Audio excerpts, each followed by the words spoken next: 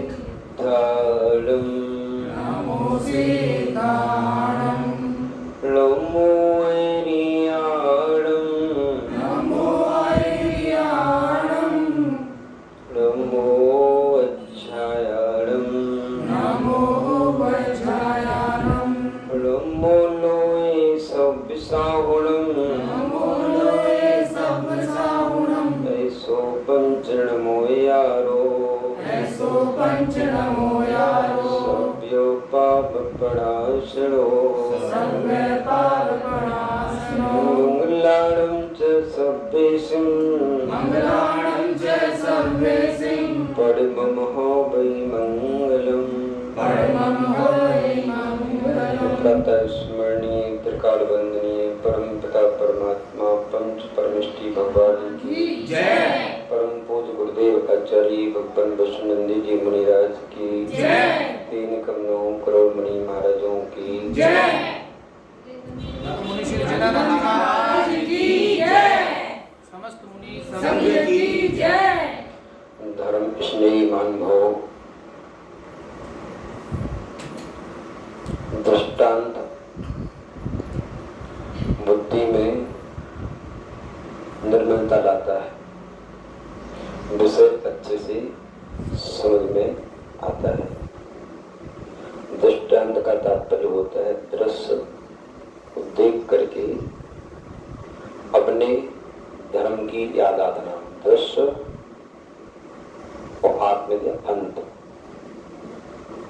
एक छोटा सा दृष्टांत के माध्यम से हम अपने आत्मीय धर्म को जानने का प्रयास करेंगे।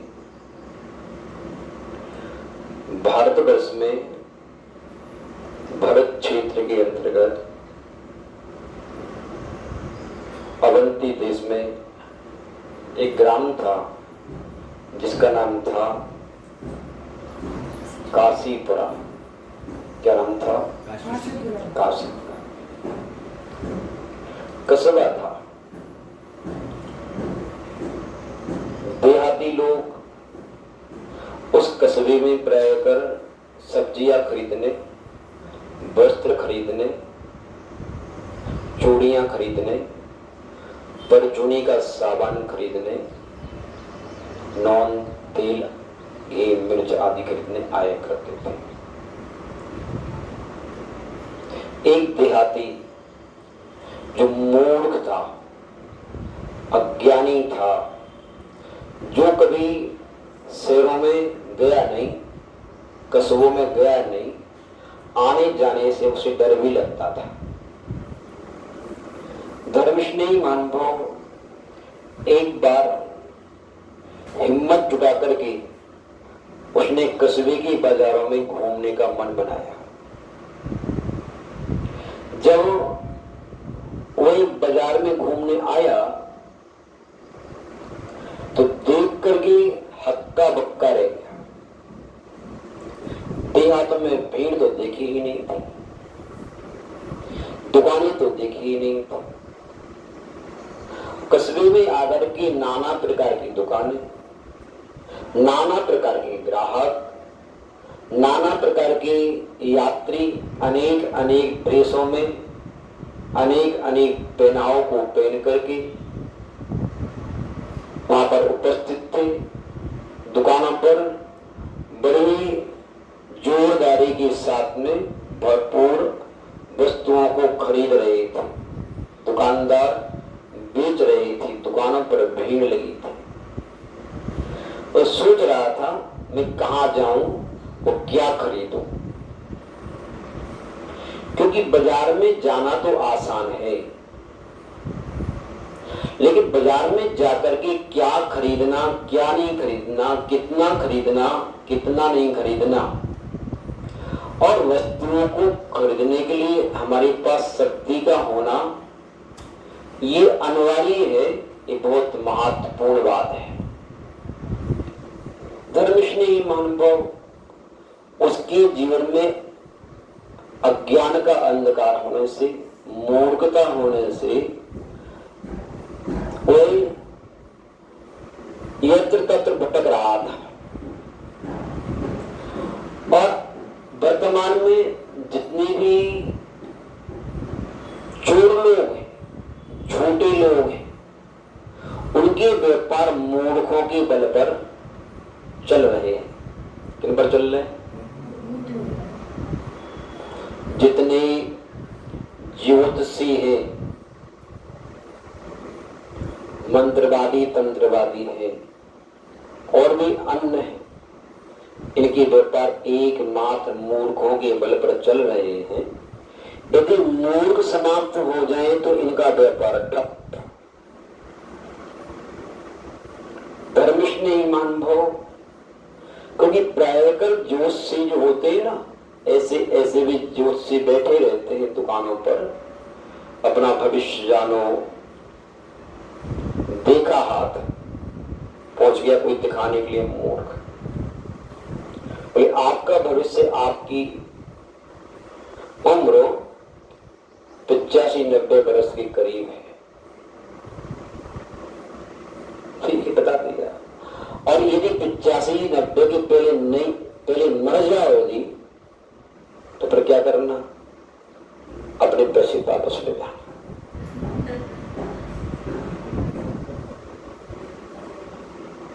वो आएगा नहीं।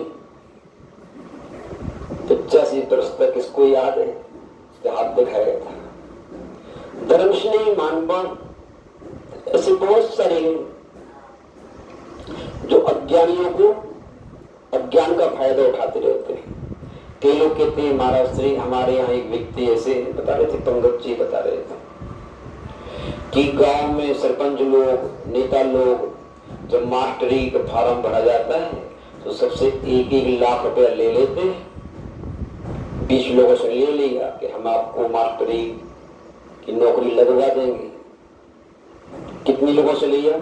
20 लोगों से ले लिया। 10 लोगों की सहजता नौकरी लग गई। 10 लोगों के पैसे जेब में रख लिए और 10 लोगों की खर्चा पानी काट करके वापस कर दिए। प्रयास तो बहुत किया, आपका काम आपका नहीं बना, हम क्या कहें। बहुत जगह धांधलीबाजी चल रही है। अभी कल सुशील जी बहुत अच्छी बात बता रहे थे अपनी प्रतिष्ठा बनाने की। क्या बता रहे थे? वो बता रहे थे कि हमारे पास जरूरत न होने के बाद भी हमने लोगों से 50,000 रुपया लिए, घर में रख दिए और जो समय वापस करने का दिया था समय पर लौटा दिया गया। हमारा विश्वास उस व्यक्ति का बहुत बढ़ गया कि ये तो बड़ा ईमानदार है। दूसरी बार में 1 लाख रुपया मांग लिया, समय पर लौटा दिया गया। तीसरी बार में 10 लाख रुपया मांग लिए, समय पर लौटा दिया गया। इस तरीके से बात पहुंच गई करोड़ों पर। कहां पहुंच गई? और सुशील जी तो ईमानदार है, करोड़ भी लौटा दिया गए। लेकिन जो व्यक्ति है 1 करोड़ तक पहुंच करके लेकर के 10-20 करोड़ तक पहुंच गए और रख करके चलेगा विदेश, अता पता नहीं, लंबी नींद में सो गए। महान ऐसा बहुत चल रहा है। वो एक देहाती किसान जब आया तो एक सब्जी मंडी की दुकान पर पहुंचा और वहां पहुंच करके उस दुकान पर बड़े बड़े फल रखे हुए थे। पूछा उस देहाती के सामने, कभी फल देखे तो थे नहीं, कि भैया की क्या है। दुकानदार ने नीचे से ऊपर तक उस देहाती को देखा, क्योंकि अज्ञानी प्राणी को देख करके कई बार आश्चर्य भी होता है कि मनुष्य की आकृति में भी इतना अज्ञान नहीं हो सकता है। महान बाप देखा, लेकिन उसके अज्ञान को देख करके उसको मूर्ख बनाने का, पागल बनाने का उसने प्लान बनाया कि ये लूटने का सबसे अच्छा साधन है। उससे का भैया तरबूज है। क्या है? तरबूज है। बोले ये कितने में देते हो? 200 रुपए का एक तरबूज है। किस काम में आता है? दुकानदार ने कहा इस तरबूज को काटोगे आप तो इसमें से काले काले बीज निकलेंगे, और फिर इन बीजों को आप अपने मकान के पीछे खेत में बो देना, तो इससे घोड़े उत्पन्न होते हैं। क्या होते हैं? क्या होते हैं? हाँ, ध्यान रखो। उस मूर्ख ने जानता तो था नहीं, मान लिया होते होंगे। अच्छा है, बोले भैया मेरे पास तो मात्र 100 रुपए।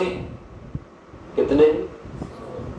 तो कोई बात नहीं, ऐसा करते हैं आधा तरबूज काट के आपको दिए देते हैं। 200 रुपए का एक है और 100 रुपए का आधा। बोले ऐसा करो भैया, शाम हो रही है, जल्दी अपना तरबूज ले और जाओ, क्योंकि बीज बोने का मुहूर्त है, निकला जा रहा है, जल्दी